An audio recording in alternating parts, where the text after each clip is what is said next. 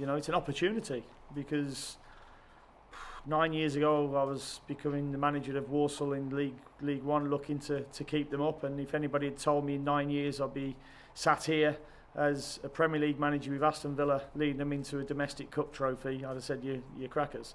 So I see it as a massive opportunity. The lads have done ever so well to get to the final, and we've always expressed the tradition of the cup for this football club, and now we've got an opportunity against one of the world's best teams. Dare you think about it? No, listen, you'll start looking towards it. I've experienced winning in the playoff final. Obviously, last year I've experienced losing in the EFL Trophy final for Walsall, and the emotions are streets apart. So it's a place where you've got to go to try and win, because winning is the only best feeling when you're there.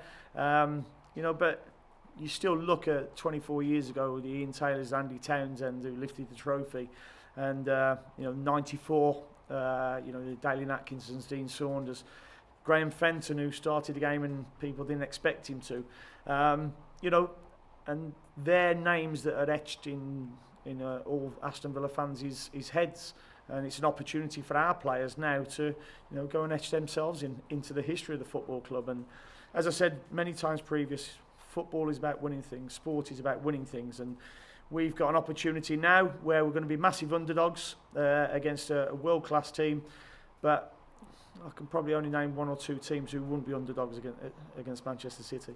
Well, when I saw the team sheet and saw David Silva wasn't playing, when Aguero wasn't playing, when Sterling wasn't playing, I thought they must be worried about Aston Villa rather than Real Madrid.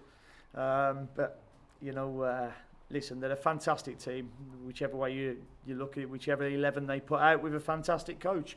And, that's why they're such massive favourites in the game, and that's why they can go to a place like the Bernabeu and get a result like they did. They're a very good team.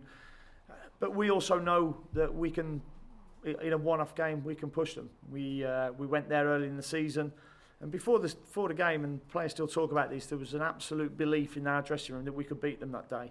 And, we went in 0-0 at half-time. They'd had chances, but we'd had some chances as well. And it took a mistake for them to take the lead. And it could take a mistake from them for us to take the lead on Sunday. So you never know in these one-off games. And I like sometimes being the underdog, because, we can go out and have a good fight without anybody expecting. But there's always a drive to go and prove people wrong as well. Yeah, I think the experience that a lot of them had last season in the playoff final will certainly hold them in good stead. Obviously, players like Jack, who's been here for a while, he's played there, won in the beat Liverpool in the semi-final, when Villa were massive underdogs in the FA Cup, but then lost against Arsenal in the final, and they lost in the playoffs the previous season. So, Jack has experienced wins and he's experienced defeats, but we've got an awful lot of players there who are internationals. They know what it's like playing in these big one-off games, and they're thoroughly looking forward to it.